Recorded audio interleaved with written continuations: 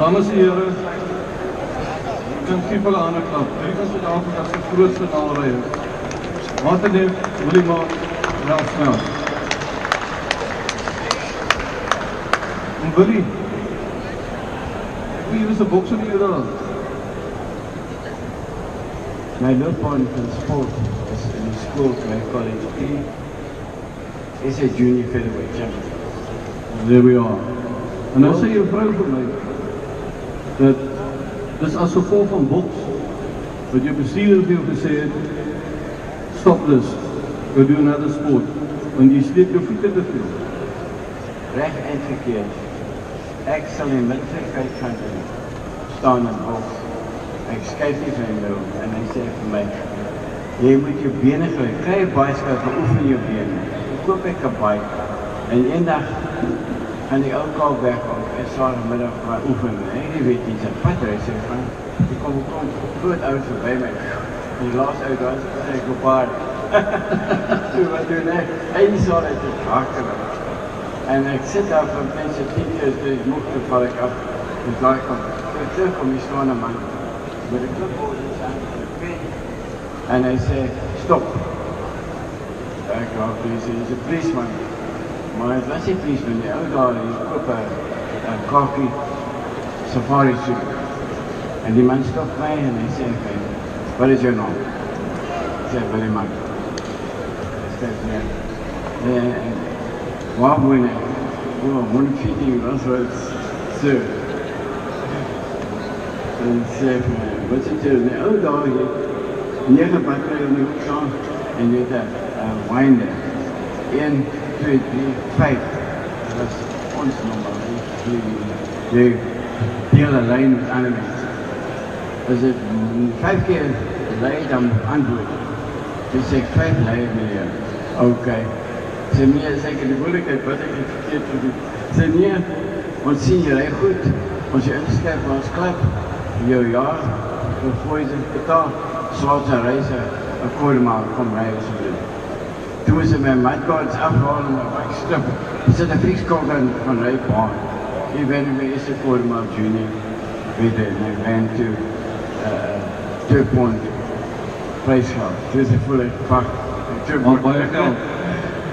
Ek hoor jy in die Bellville toe gegaan het, was jou familie baie bekommerd geweest dat jy so wegraak. When you went to Birmingham, yes. your family was very concerned that you might get lost. That's true, quite true. And then they said they'll never see me again. And then they heard you were safe and sound, and your mechanic. I had a very good caretaker next to me. But your mechanic came out, and your wife told him, you know, that you're fine. And he said, good donor, as hy right is, dan sal almal kan gaan. Ja. Je weet wat, ik was beroemd voor sprinting, maar ik heb 2 padtoeren gereden. Een in Duitsland en 5 padtoeren, 3 jaar ik door amateurtoeren. Toen leen ik een bike. Ik niet eens een padbike, in mijn eigen land. Toen zie je, ons komt bij auto worden, pad. Dus je kijkt 5 keer, dus is niet zo lekker. Toen zie je die bonnen gaan staan. Ik voel ik ook, zoals een sprint, je wordt verder gegaan. De enige sprint was het pas, slecht is, je voelt je wil iets doen. Toen breek ik weg. Toen kwam een motorbike voorbij en wij zo, one minute gap. Ook hebben we een choke op een boord. En toen kijk ik er, waar is die bonnen? Toen ga ik maar aan. Toen ben ik in die derde school, bij de derde school. En de laatste school, ik kom 5 dingen, ik kom afdraaien. En het doppen, en dat is een sprint. Dus ik stamp aan en ik kom 5 dingen. Oude 5 dingen, wat is jouw 5 dingen? En toen roepen mijn naam uit, ik wil een paar $1000, check hem op. Ik dacht, die mensen is dom, ik schrijf dat. Toen ga ik in de Britse band, samen in een hotel gebleven, these guys are stupid, didn't know, geen fun. Which of the 7 South African sprint titles did you once stand up? I won 5 years in a row, the SA Championship. And I was 3rd in the world in 1962, 3rd in the world. And when I was 60 years I went back to Manchester, I came 3rd again in the world. I'll give you one name, tell me what comes to mind. So good. Steve Willie. And Steve Willie. The man who gave me the hardest rides, and then the other one is me, and Martin Nefdt, another one here, Smout. But international circuit was a top rider. We had a bad fall in Tour de France that made him retire, but he came to meeting. We got invited him to organize a Belgium team. He was the captain of the Belgium. And I met him here and he said, you know what, I want to tell you something. In Europe, when you have a big event, all the top names in that event will come in the newspaper. When you read the starters, you'd see who they were. And Torini from Italy was a good guy. And there's another guy from France, Michael something, I can't remember his name, but he was also good. But when you saw Willie Marx after, like he said, Africa to Sue, that's us. Then he was worried. He said, now I'm harder. Our time's always good.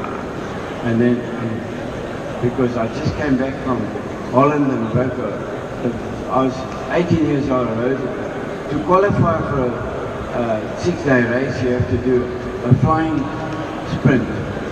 And the Flying Dutchman, unaccompanied, set up a world record on the same track in a place called Wageningen. It's a steeply banked track. You cannot think of it slowly, you're going to fall. And then I did a 10.9 seconds in the wind, which equaled the professional but broke the amateur record by far. And then a year later I went to England now, and a great sprinter, Arif Afrik, 2 times world champion, always compete against a very famous world champion, 8 times professional champion, Sir Reg Harris. Sir Reg Harris, he did a quarter mile in 25 seconds. I came along the next year, I did 24.8. Thanks, Willie. Ladies and gentlemen, the one and only Willie Marx. Thank you.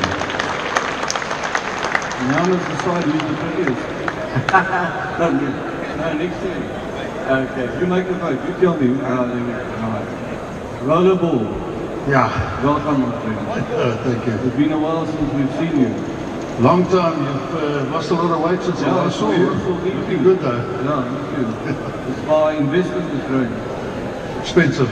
Yeah, very. Martin, welcome. Thank you.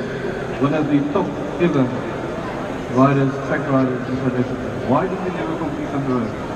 Sorry. Why didn't you ever compete or concentrate on the road? Well, look, when I started it was on the road, but I was 12 years old, then I went to the Tour de Hugo in 1964 I think it was, and I came back from the Tour de Hugo and then the track took over, and on the night that I beat Willie Marx for the first time, I thought this is going to be, there's a mistake. The guys, you know, they would say to me, Martin, did you take drugs to beat Willie Marx? I said, guys, the only thing that I ever used was wheat picks and bully beef. And hard work, and while Willie was sleeping, in the mornings at 4 o'clock, 4:30, I was riding around the Marine Drive in the rain with the little blue ball monkeys to make sure that while Willie's sleeping, I know on Friday, maybe I get it right again. However, Willie did beat me, so I knew this was just a mole dream. Anyway, as it went after that, it became maybe lucky for me, but then I would beat him, and he'd beat me the next week. But then every weekend was now matchman. Okay, now Willie's trying to remind me to remind all of you how full the stands were, that they used to bring the people here on a Friday or a Saturday night. I must admit, with big headlines, cycling was so massive in Feeney at the time, and we got paid nothing, huh? No. Not even under the table. We would handshake, thank you, and whatever. But anyway, and I must say that I was fortunate enough to have had such a great mentor, such a great champion cyclist, that I could aspire to, and he helped me, to be very honest, to motivate myself to get better and better, because he was such a always great champion. Marty, one name, quick answer. Guess who? One name. I'm going to give you the name. There's honestly only one name.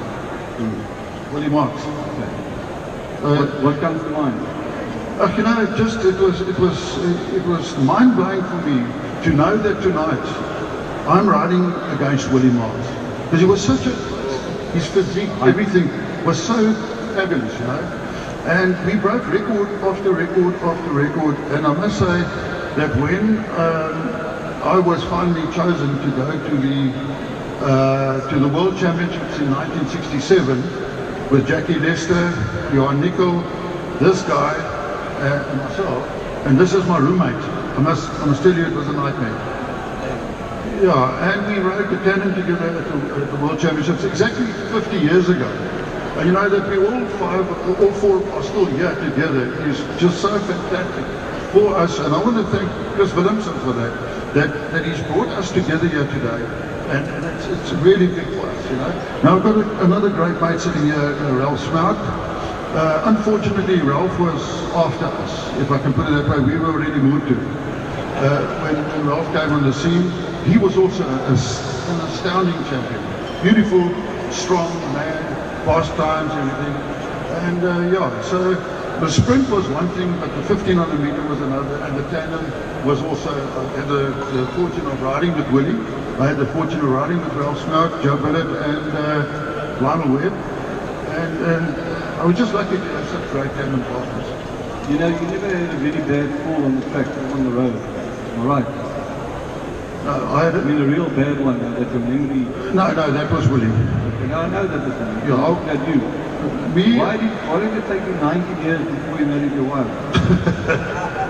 It was a difficult Guys, 19 years. 9 years. But He seems to be a male. They made it quite together, only 9 years. 9 years engaged, but it was very difficult because yeah, we were cycling in Cape Town tonight, next Saturday in Durban, the following Saturday in Hector Norris or wherever, and Margie just had to wait in the queue. But I must tell you that the night I told her father, Harold, I'm going to marry your daughter, he nearly collapsed right there. We had to sprint home because he had to tell the old lady. So we into the house and he says to the old girl, "Het, ons gaan nou 'n springbok in ons family hê. Here die Martin het gaan vir Margie trou."